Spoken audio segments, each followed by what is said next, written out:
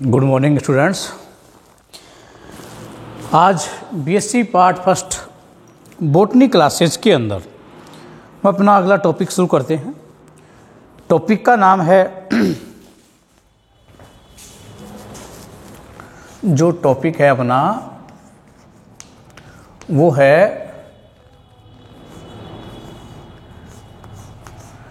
DNA.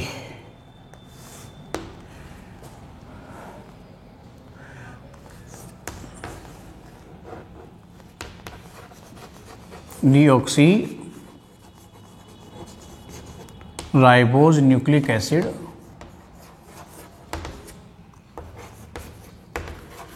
ये topic अपने शुरू कर रखा था। इसके अंदर आज जो अपन पढ़ने वाले हैं, आज पढ़ेंगे डीएनए की स्ट्रक्चर।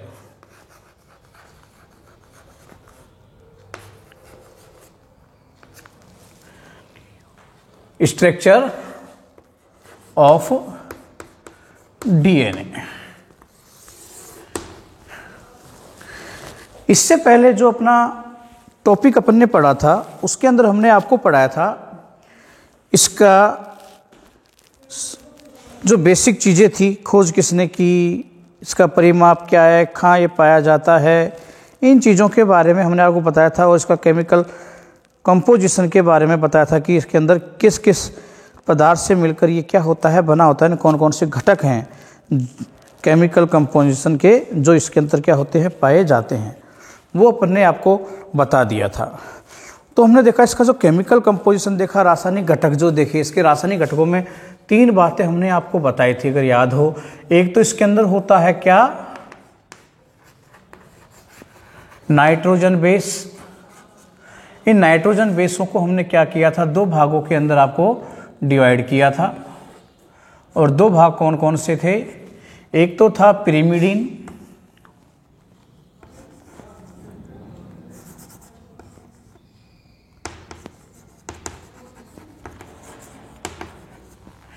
एक था प्यूरिन।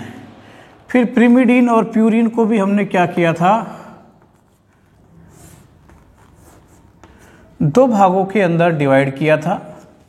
अगर आपको ध्यान में है, एक तो हमने क्या दिया बताया था आपको कि जो कि प्यूरिन होती है वो तो होती है एडेनिन और ग्वानिन होती हैं। क्या होती है इसमें, एडेनिन, और एक होती है ग्वानिन। और ये क्या था, साइटोसिन और थाइमिन। एक यूरेसिल होता है लेकिन वो हम नहीं पढ़ रहे, वो आरएनए के अंदर पाया जाता है। ये नाइट्रोजन क्षारकों के बारे में हमने आपको बात बता दी थी। दूसरा जो घटक हमने इसमें देखा था वो थी आपकी राइबोज शुगर। राइबोज तो क्या कहोगे आप, सॉरी पेंटोज शुगर बोलो इसको आप, पेंटोज शुगर। पेंटोज शुगर जो होती है वो क्या, डीऑक्सी राइबोज प्रकार की होती है। कौन सी होती है ये, डीऑक्सी राइबोज। अब इसमें हमने बताया था डीऑक्सी मतलब एक ऑक्सीजन की इसमें क्या होती है, कमी होती है, इसीलिए अपन कहते हैं, मैंने आपको बताया भी था उस समय कि इसकी जो स्ट्रक्चर है, अपन किस प्रकार की स्ट्रक्चर इसकी लेते हैं। देखिए ये इसकी स्ट्रक्चर है। तो 5 कार्बन होते हैं इसके अंदर, कार्बन 1, कार्बन 2, कार्बन 3, कार्बन 4 और कार्बन 5। अब कार्बन संख्या 2 है, इन सब के ऊपर क्या है, OH आपका क्या होता है, लगा होता है। लेकिन यहाँ केवल आपका क्या मिलेगा, एक H मिलता है, O क्या होता है, एब्सेंट होता है। इसीलिए अपन को डीऑक्सी, एक ऑक्सीजन की कमी हो गई ना, डीऑक्सी ऑक्सीजन यहाँ पर नहीं होता, इसलिए इसको डीऑक्सी क्या कहते हैं अपन, राइबोज शुगर इसको कहते हैं। ये इसके अंदर पाई जाती है। तीसरी एक महत्वपूर्ण और चीजें देखी थी अपने, फास्फोरिक एसिड। फास्फोरिक एसिड इसके अंदर क्या होता है, पाया जाता है। और फास्फोरिक एसिड के अंदर अपने देखा था इसमें इसका सूत्र H3PO4। इसकी अगर संरचना की अगर अपन बात करें तो इसकी संरचना में क्या होता है,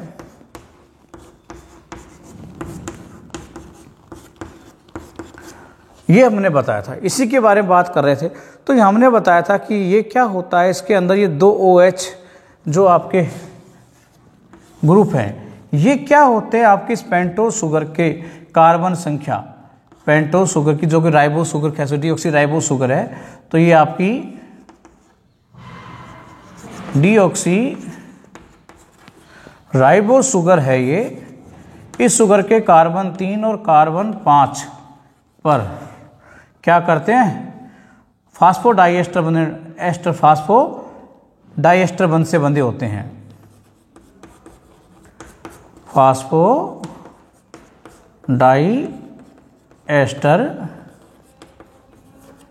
बंध से बंधे होते हैं। ये चीज़ मैं आपको पहले वाले वीडियो में इसको अपन ने क्या है सही प्रकार से पूरा किया नहीं था। आज मैं पूरी संरचना के द्वारा आपको इन चीज़ों को समझाने की कोशिश में करता हूँ किस प्रकार से बंधे हुए होते हैं। तो हम देखो यहाँ क्या करते हैं, आपकी पेंटोज शुगर,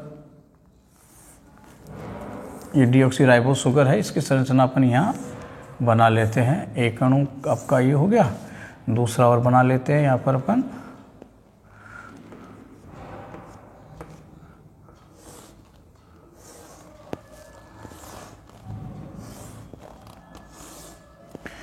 अब देखिए, ये था कार्बन, ये दूसरा, ये तीसरा, ये चौथा और ये पांचवा CH2 है ना, OH अपन लगा ही देंगे इसके अंदर। और यहाँ भी हमने क्या देखा था भाई, ये है H OH है ना, यहाँ H, यहाँ H, यहाँ H और यहाँ OH। इसी प्रकार से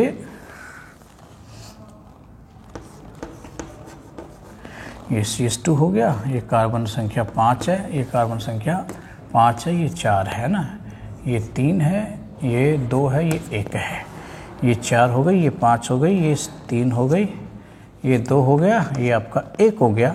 सब में सेम प्रकार से वही H OH H H दोनों से, ये H और ये OH। अब देखो, ये है जो बंधा हुआ किससे होता है, फास्फोरिक अम्ल के साथ में कार्बन संख्या 5 और कार्बन संख्या 3 के साथ में बनाते हैं। कार्बन संख्या 5 के साथ में जो बंध बनता है वो किस प्रकार से बनेगा, आपका OH तो आ जाएगा, इधर आपका P हो गया, इधर आपका डबल बॉन्ड O हो गया, ये इधर है ना, और साथ में ये OH, ये OH, ये तो इधर हो गया। अब इधर देखो, ये कार्बन संख्या आपका क्या है, जो 3 है यहाँ पर, ये O, ये P, इधर ये O, और O के साथ में ये कार्बन क्या होता है, इधर से ये बंधा हुआ यहाँ पर ये हो जाता है, इधर डबल बॉन्ड O, इधर हो गया ये OH है ना। और इसी प्रकार से आगे चलकर आपका क्या हो जाएगा, ये जुड़ा हुआ होगा O P O OH और OH, आगे ये भी 3 के साथ में। तो ये देखो, ये हो गया एस्टर बॉन्ड, फास्फो एस्टर, ये क्या हो गया आपका फास्फो एस्टर बंध, एक बंध ये हो गया फास्फो एस्टर बंध। ये कार्बन संख्या 3, ये कार्बन संख्या 5 के साथ में बंधा हुआ है, ये दोनों आपके बंधे हुए हैं। इसीलिए इन दोनों को मिलाकर हम क्या कह देते हैं, ये जो दोनों बंध हैं इनको मिलाकर ही कहा जाता है आपका क्या, फास्फो डाई एस्टर बंध। 2 हैं, इसीलिए इन दोनों को मिलाकर अपन ने फास्फोडाइएस्टर बॉन्ड के नाम से इसको अपन क्या जानते हैं। ये तो कार्बन संख्या 3 और कार्बन संख्या 5 पे जुड़े होते हैं। अब बच जाता है आपका एक ये जो बंध है आपका, ये जुड़ जाता है किसके साथ में, हिस्टोन प्रोटीन्स के साथ में क्या करता है, ये आपका बंध बना लेता है। इस प्रकार से ये श्रृंखला आपकी क्या होती है, ये बनती है आपकी।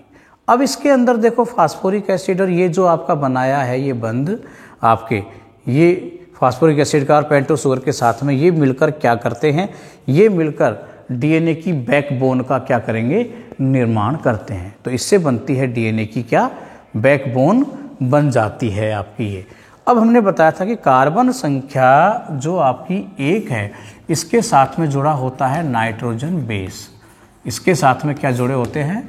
नाइट्रोजन बेस है। नाइट्रोजन क्षारक आपके यहाँ पर ये जुड़े होते हैं। नाइट्रोजन क्षारक भी किस प्रकार से जुड़े होते हैं वो भी हमने आपको पहले बता दिया था कि जो प्यूरिन है तो प्यूरिन के अंदर तो क्या होता है, ये आपका 9 नंबर का आपका क्या होता है,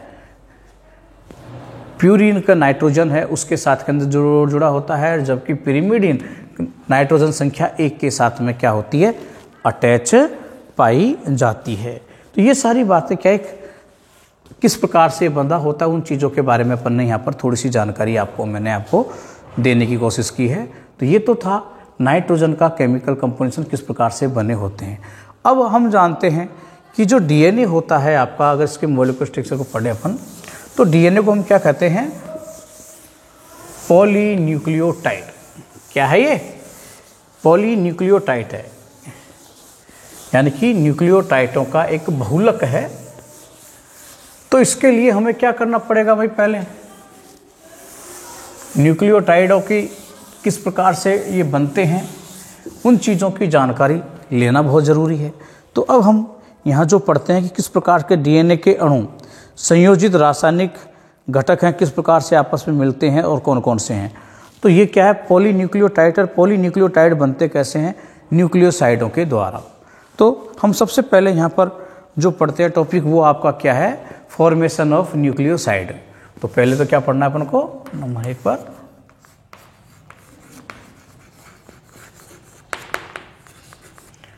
फॉर्मेशन ऑफ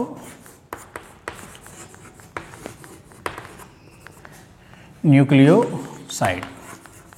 न्यूक्लियोसाइडों का निर्माण उनको करना है।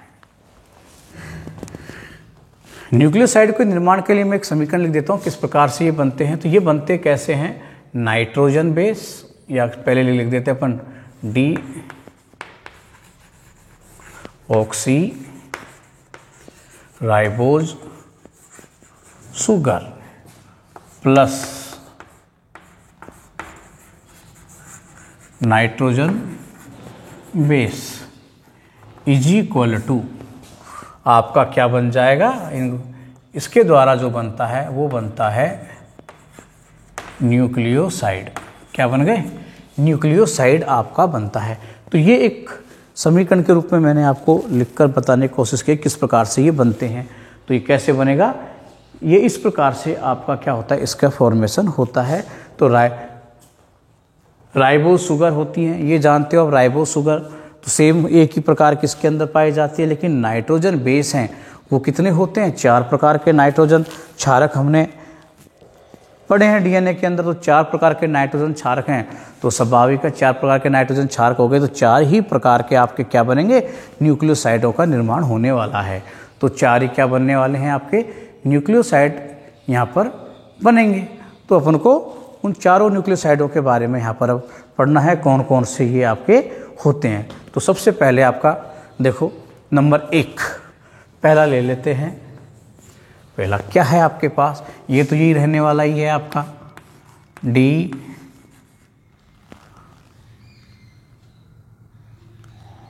Oxy ribose sugar.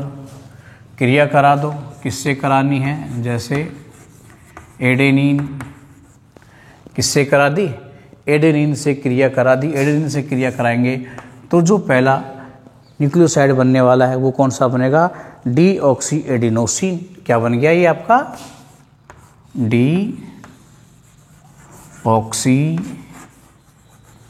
Adenosine, D oxy adenosine. दूसरा है आपका D oxy ribose sugar. DNA हो गया, ये क्या ना एडेनिन हो गया। एडेनिन के बाद में दूसरा नाइट्रोजन क्षारक आप क्या कर सकते हो, इसके साथ में आप जोड़ लीजिए। तो नहीं, एडेनिन के बाद में जैसे अपन ग्वाइनिन होता है दूसरा ना, तो अपन ग्वाइनिन को जोड़ के देखें क्या बनेगा, ग्वाइनिन। तो ग्वाइनिन को इसके साथ में जोड़ेगा तो क्या बन जाएगा, वही डी ऑक्सी ग्वाइनोसिन। क्या बन गया, डीऑक्सी ग्वाइनोसिन का निर्माण यहाँ हो गया। तो ये दो आपके क्या बन गए, न्यूक्लियोसाइड। अब तीसरा क्या है, वो ये तो वो रहने वाला ही है, इसमें तो कोई परिवर्तन होगा ही नहीं। डीऑक्सी राइबोज शुगर, क्रिया करवा दीजिए। किसके साथ में क्रिया करवानी है, अब साइटोसिन से, साइटोसिन। अब देखो यहाँ हमें किससे क्रिया करा दी, इसकी साइटोसिन से जब अपन क्रिया कराते हैं तो क्या बनेगा, तो डी ऑक्सी साइटिडीन बन जाएगा आपका। इसमें क्या बन जाएगा, ये डी ऑक्सी साइटिडीन क्या बन गया, डी ऑक्सी साइटिडीन आपका क्या होता है, इसके अंदर बनता है। जैसे प्रीमिडीन, तो ये प्रीमिडीन है, वो प्यूरिन थे, तो इन अनुलग्न इसके अंदर अपन लगा देते हैं। चौथा देखो क्या है आपका, डी ऑक्सी राइबोज शुगर, क्रिया किससे करानी है, एक बच गया आपका थायमीन, तो करा दीजिए। थायमीन से इसकी क्या करा देते हैं अपन, क्रिया करा देते हैं। थायमीन से क्रिया कराएंगे तो क्या बनेगा आपका, अब डी ऑक्सी थायमीडीन क्या बन गया, डी ऑक्सी थायमीडीन आपका क्या हो जाता है, ये बन जाता है।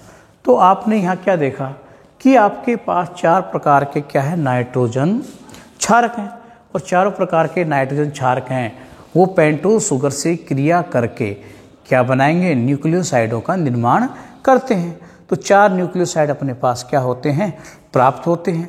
दो तो आपके प्रीमिडीन थे और दो आपके प्यूरिन थे। तो पहले हमने प्यूरिन ले लिए, जैसे है ना, जैसे कि डीऑक्सीराइबोज शुगर से जब अपन एडिनिन प्यूरिन क्रिया करते तो डीऑक्सी क्या बनेगा, एडिनोसिन बन जाता है। इसी प्रकार से डीऑक्सी ग्वाइनोसिन बन गया, और फिर बन जाता है डीऑक्सी साइटिडीन और थायमीडीन, है ना। तो इस प्रकार से चार प्रकार के अपने पास क्या हो जाते हैं, न्यूक्लियोसाइडों का यहाँ निर्माण अपने पास होता है आपका। तो ये आपका हो गया क्या, न्यूक्लियोसाइडों का निर्माण। आगे अपन लेते हैं न्यूक्लियोटाइड्स का निर्माण। अब न्यूक्लियोटाइड कैसे बनते हैं उनके बारे में बात करते हैं अपन। तो ये तो हो ही गया आपका।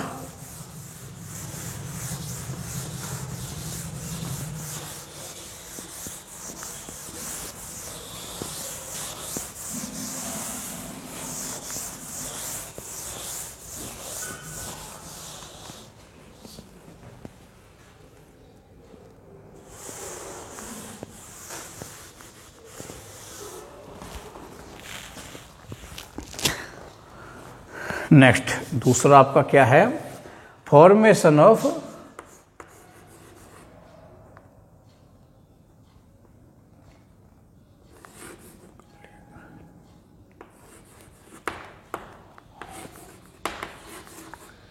न्यूक्लियोटाइड,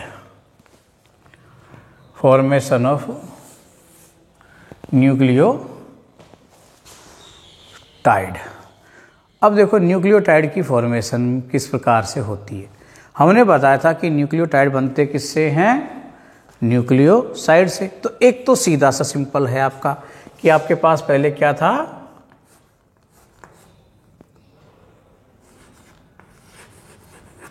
न्यूक्लियोसाइड, है ना। तो न्यूक्लियोसाइड प्लस फास्फोरिक एसिड, ये किससे बनेंगे, फास्फोरिक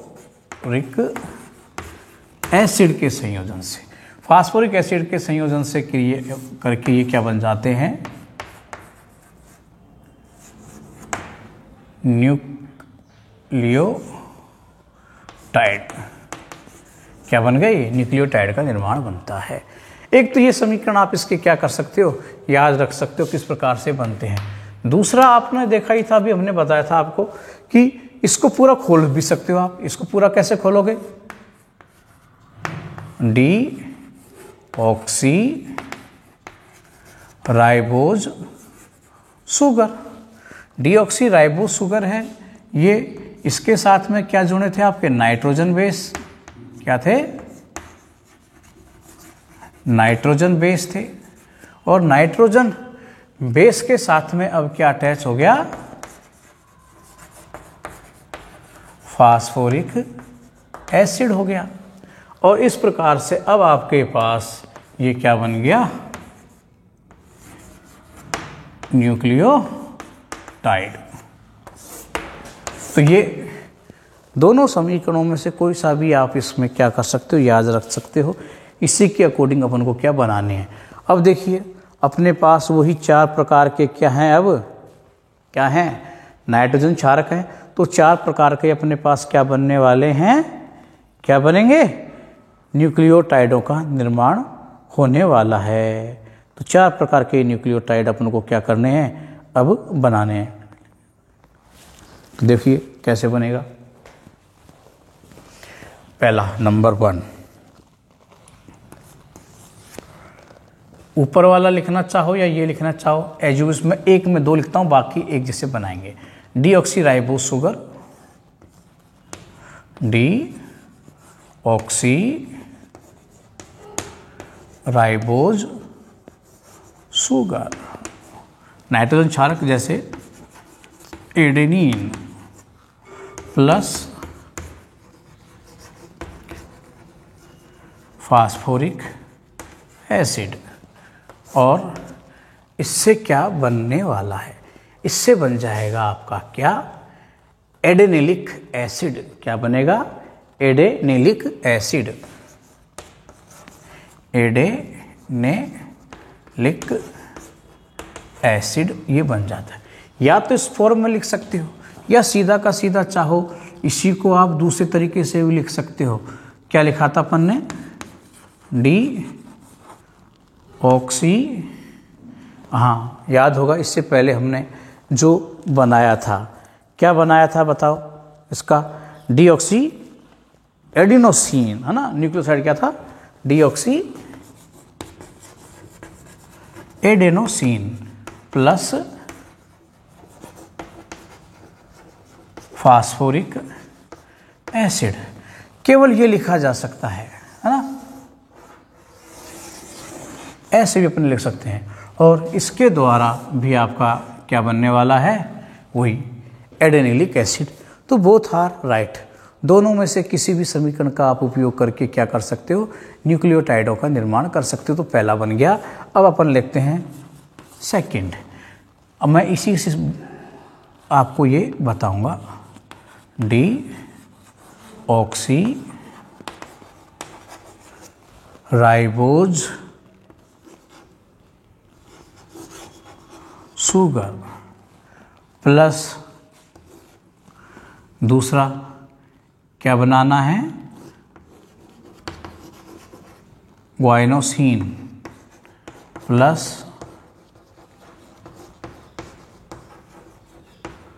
फास्फोरिक एसिड। क्या बन जाएगा, ग्वाइनेलिक एसिड।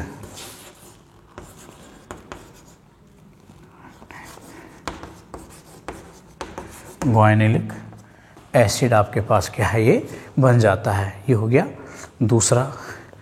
तीसरा जो बनाना है तो वही आपका यहाँ तो क्या हो गया, deoxy ribose sugar.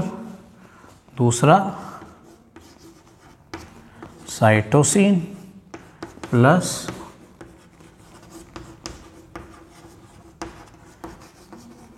Phosphoric acid बन गया। अब यहाँ क्या बनने वाला है, या साइटिडिलिक एसिड। ये क्या बन जाएगा, साइटिडिलिक एसिड। तो ये तीसरा बन गया, और चौथा deoxyribose sugar plus thymine और प्लस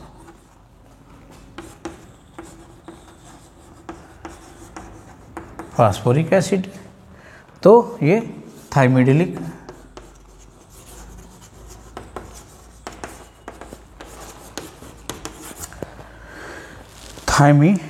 एसिड का क्या हो जाता है, निर्माण ये हो जाता है। तो इस प्रकार से अपने पास 4 प्रकार के न्यूक्लियोटाइडों का क्या होता है, निर्माण होता है। तो ये 4 अपने पास क्या बन गए, ये न्यूक्लियोटाइड बन गए।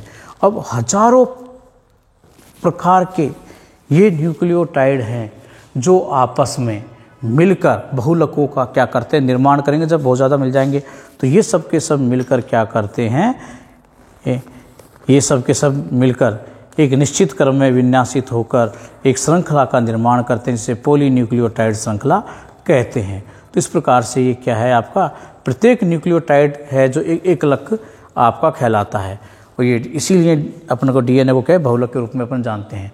तो ये हजारों प्रकार के क्या न्यूक्लियोटाइड हैं, आपस में संयोजित होकर क्या करते हैं, डीएनए की संरचना का निर्माण करते हैं। तो डीएनए की संरचना के अपन का पॉलीन्यूक्लियोटाइड अपन इसीलिए कहा जाता है क्योंकि इसमें न्यूक्लियोटाइड आपस में बहुत अधिक संख्या के अंदर जुड़कर एक श्रृंखला के रूप में क्या हो जाते हैं, एक व्यवस्थित हो जाते हैं। और ये व्यवस्थित होकर जो संरचना का निर्माण किया, वही श्रृंखला आपकी क्या कहलाती है, उसे ही हम कहते हैं क्या, पॉलीन्यूक्लियोटाइड श्रृंखला कहते हैं, है ना। तो प्रत्येक न्यूक्लियोटाइड एक लक आपका क्या है, ये कहलाता है। इस प्रकार से क्या देखा कि डीएनए आपका एक बहुलक होता है। तो ये डीएनए की श्रृंखला आपकी क्या हो गई, बन गई। तो डीएनए किस प्रकार से बनता है, इन दोनों चीज़ों को इसमें क्या है, आपको ध्यान में रखना बहुत ज़रूरी है। आगे जो हम इसमें पढ़ने वाले हैं वो पढ़ेंगे आपके मॉलिक्यूलर स्ट्रक्चर ऑफ डीएनए की जो द्विकुंडली संरचना है उसके बारे में। इसलिए पहले अपन को ये सारी जानकारियों का होना क्या था, बहुत ज़रूरी था। तो इन चीज़ों को आप क्या है, सही भली भांति प्रकार से आप इन्हें पहले अच्छी तरीके से एक बार आप इसे क्या कीजिए, समझने की आप इसको कोशिश करोगे तो ही आपको ये पूरा का पूरा क्या होगा, याद होगा। एक बार और मैं इस पूरा के पूरे सिस्टम को आपको समझा देता हूँ। तो आज जो अपना जो टॉपिक था डीऑक्सी राइबोज न्यूक्लिक एसिड की, हमने क्या की थी, स्ट्रक्चर यानी कि उसके उन घटकों के जानकारी ली थी कि कौन कौन से घटक हैं। तो 3 प्रकार के घटक हमने इसमें लिए थे आपके, है ना। एक तो कौन सा दिया था, नाइट्रोजन क्षारक था, एक कौन सा था आपका फास्फोरिक एसिड, और एक पेंटोस शर्करा। ये तीनों घटक आपस में मिलकर क्या करते हैं, न्यूक्लियोसाइड और न्यूक्लियोटाइडों का निर्माण करते हैं। तो उन किस प्रकार से आपस में ये जोड़े होते हैं, कौन कौन से बंध बनाते हैं, तो यही चीज़ें मैंने आपको इसमें बताने की आपको कोशिश की थी। तो पहले तो बनते हैं आपके न्यूक्लियोसाइड। तो न्यूक्लियोसाइड तो किस प्रकार से बनते हैं वो हमने बताया था कि डीऑक्सी राइबोज शुगर और नाइट्रोजन बेस ये आपस में मिलकर न्यूक्लियोसाइड का निर्माण करते हैं। फिर बाद में जो न्यूक्लियोसाइड बनते हैं वो फास्फोरिक एसिड से क्रिया करके न्यूक्लियोटाइडों में क्या होते हैं, परिवर्तित होते हैं, उसका निर्माण ये कर देते हैं। और आपको मैंने एक बात और, पेंटोस शर्करा जो है आपका और फास्फोरिक अम्ल हैं, ये तो आपस में जुड़कर क्या करते हैं, इनकी एक बाह्य श्रृंखला यानी कि एक बैकबोन का क्या करते हैं, निर्माण करते हैं। और इसका जो इंटरनली पार्ट है वो क्या है, नाइट्रोजन क्षारक और कौन आपका पेंटोस शर्करा, ये आपस में मिलते हैं। अब एक बात और बताइए कि जो आपका नाइट्रोजन क्षारक है और पेंटोस शुगर है, जो कि कार्बन 1 से जुड़ा होता है पेंटोस शर्करा, ये तो क्या है, ग्लाइकोडिलिक बंध, यानी ग्लाइकोडिलिक एक दुर्बल बंध होता है, उसके द्वारा क्या होते हैं, ये आपके बंधे हुए होते हैं, उसके द्वारा क्या रहेंगे, ये बंधे हुए रहते हैं। जबकि फास्फोरिक एसिड जो है आपका, ये राइबोज शुगर जो डीऑक्सी राइबोज शुगर है, उसके कार्बन संख्या 3 और कार्बन संख्या 5 से क्या होता है, अटैच होता है। अटैच होकर 2 क्या करते हैं, एस्टर बंध का क्या कर रहा है, ये निर्माण कर रहा है। और ये दोनों एस्टर बंध होने के कारण, बंधे होने के कारण इसको अपन क्या कहते हैं, फास्फोडाई एस्टर बंध कहा जाता है। तो फास्फोडाई एस्टर बंध जो कि प्रबल बंद है उनके द्वारा क्या होता है, ये अटैच होता है। इस प्रकार से पूरी श्रृंखला का क्या होता है, ये निर्माण हो जाता है।